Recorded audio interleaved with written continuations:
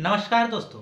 जब से हमास ने इसराइल पर अटैक किया है, 5000 मिसाइल लगाए, तब से इसराइल और हमास के बीच में भीषण युद्ध देखने को मिल रहा है। तो आज की वीडियो में हम जानेंगे इस युद्ध का रीजन, इसका हिस्ट्रिकल बैकग्राउंड और पैलेस्टाइन इसराइल कॉन्फ्लिक्ट के कंप्लीट हिस्ट्री के बारे में इस वीडियो में हम जानने की प्रयास करेंगे। तो वीडियो को अंत तक जरूर देखिएगा।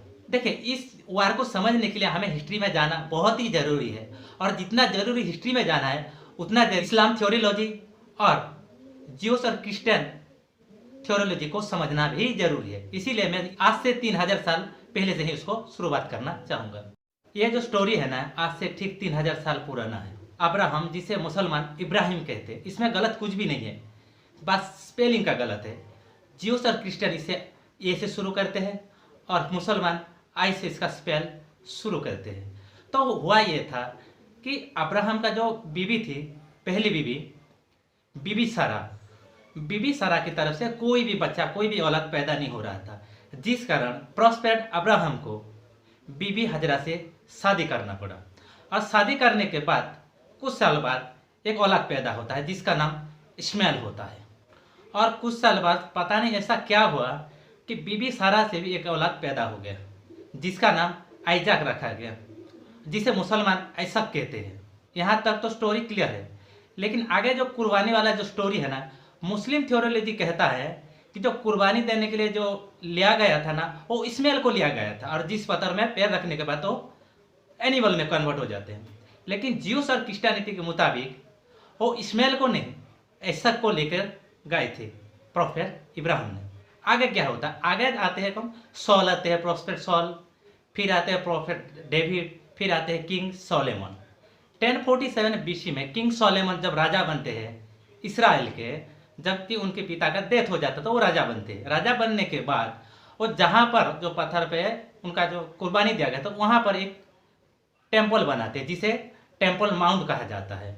और उसी टेम्पल को दोबारा बेबीलोन अटैक करता है और उसको डिमोलाइज कर देता है। उसके बाद पर्शियन दोबारा इसराइल पर आते हैं और उसको रिकंस्ट्रक्ट कर देते, दोबारा बना देते। फिर रोमन एम्पायर आता है, उसको दोबारा तोड़ के जो भी ज्यूस पीपुल थे उनके ऊपर अन्याय अत्याचार करने लगता है, और ये आगे भी ऐसे चलता रहता है।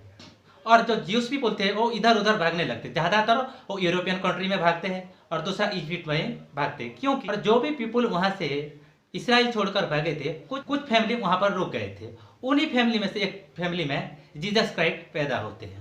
और जीसस क्राइस्ट जो है ना, उनका जो आइडियोलॉजी ज्यूस आइडियोलॉजी से बिल्कुल अलग था। वो अलग से अपना टीचिंग देना स्टार्ट कर देते हैं और लोगों को ये ज़्यादा पसंद आता है। और यही चीज़ ज्यूस को पसंद नहीं आता, जिस वजह से ज्यूस पीपल पब्लिकली उनको एक क्रॉस में लटका कर टॉर्चर करते हैं, और जिस वजह से उनका जान चला जाता है। और इसी वजह से ज्यूस को आज भी क्रिश्चियन ब्लेम करते हैं। लेकिन आगे चलकर कॉन्स्टेंटाइन द ग्रेट जब इसराइल का राजा बनते हैं, तो उनको क्रिश्चियनिटी बहुत पसंद आता है, वो क्रिश्चियनिटी को अपना लेते हैं। लेकिन ज्यूस के ऊपर अन्याय अत्याचार ज़्यादा बढ़ने लगता है, जिस वजह से ज्यूस पीपल जो बचे हुए थे वो भी छोड़कर भागना स्टार्ट कर देते हैं। और किंग कॉन्स्टेंटाइन द ग्रेट जिस जगह पर जीसस क्राइस्ट का डेथ हुआ था, वहाँ पर एक चर्च बनाते हैं जिसका नाम बन जाता है the holy church of sculpture. यहाँ तक सब कुछ ठीक चल रहा होता है, लेकिन और फाइनली इसराइल खलीफा उमर के सामने सरेंडर कर देता है। और ये जो खलीफा उमर है जो है ना, वो प्रॉस्पेर्ड मोहम्मद की फादर इन लॉ थी। और यही उमर खलीफा कुर्बानी दिया गया था ना, वहाँ पर डोम ऑफ द रॉक बनाते हैं, और जिस जगह पर वो प्रेयर किया था वहाँ पर अल अक्सा मस्जिद बनाते हैं। और यहीं से आपको थोड़ा बहुत आइडिया आ गया होगा कि इस जेरूसलम, इस जगह को लेकर बार बार क्यों विवाद होता है। क्योंकि ये रहा अल अक्सा मस्जिद, ये रहा डोम ऑफ द रॉक, ये रहा the holy church of sculpture. और ये तीनों जो जगह है ना, ये लगभग 37 एकड़ की जमीन पर एक स्थान पर ही है, जो कि जेरूसलम में है। और ये जगह क्रिश्चियन, ज्यूस और मुसलमान तीनों के लिए बहुत ही इंपॉर्टेंट है, और इसी वजह से इस जगह को लेकर हमेशा विवाद होता हुआ दिखाई देता है। और इसके बाद फर्स्ट वर्ल्ड वॉर 1940 को स्टार्ट हो जाता है, जिसमें एक तरफ थे ब्रिटेन, यूएसएसआर और यूएस, और दूसरी तरफ थे जर्मनी, जिसको ऑटोमन एम्पायर का पूरा सपोर्ट था।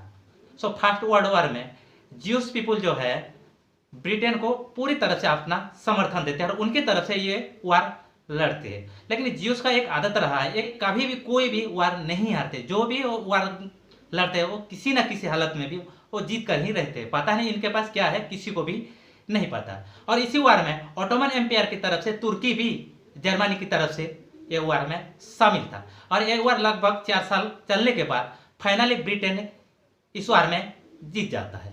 लेकिन ज्यूस को जब शामिल किया गया था तभी उनको यह भरोसा दिलाया गया था कि जब भी ब्रिटेन अगर इस वार में जीत जाता है तो उनको पैलेस्टाइन के अंदर ही एक छोटा सा देश बना के वो लोग देंगे, जो कि बेल्फोर डिक्लेरेशन में साफ साफ लिखा गया था। और फाइनली ब्रिटेन ये वार जीत जाता है। ब्रिटेन ने क्या, वो जितने भी ज्यूस थे सबको धीरे धीरे करके पैलेस्टाइन भेजना शुरू किया।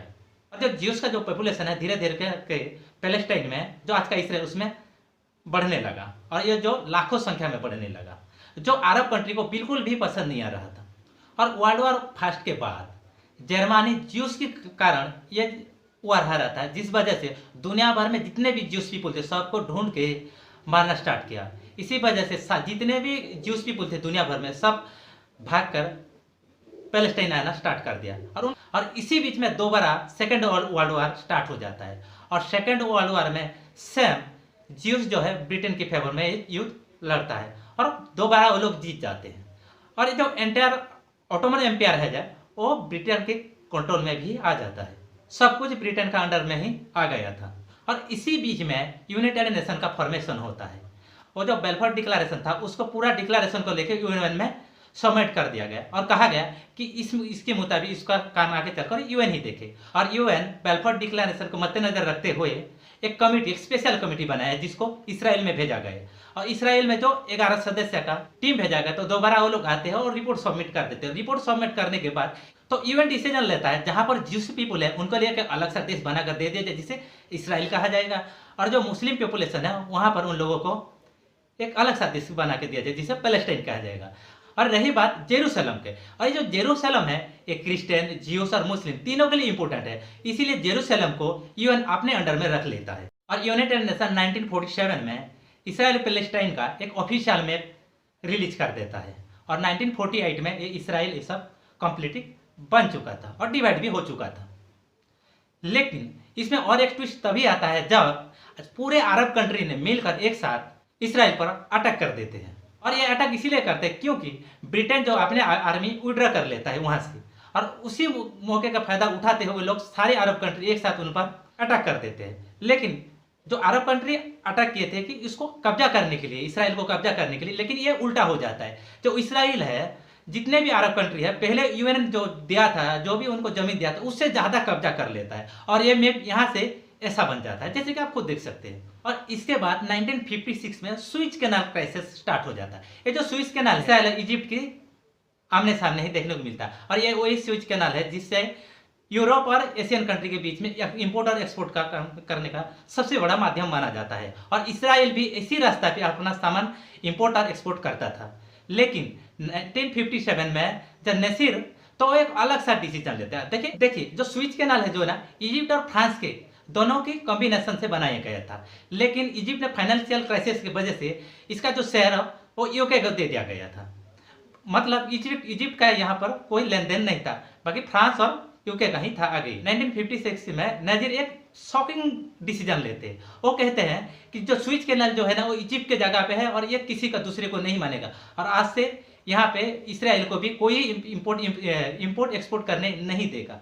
इसे लेकर फ्रांस और यूके भी बार बार इजिप्ट को समझाते हैं, लेकिन नसीर बिल्कुल भी नहीं मानते, जिस कारण इसराइल, फ्रांस और यूके तीनों मिलकर इजिप्ट पर हमला बोल देते हैं और जो इजिप्ट का जो सुइज कैनाल वाला पूरा हिस्सा सारे के सारे कब्जे कर लेते हैं।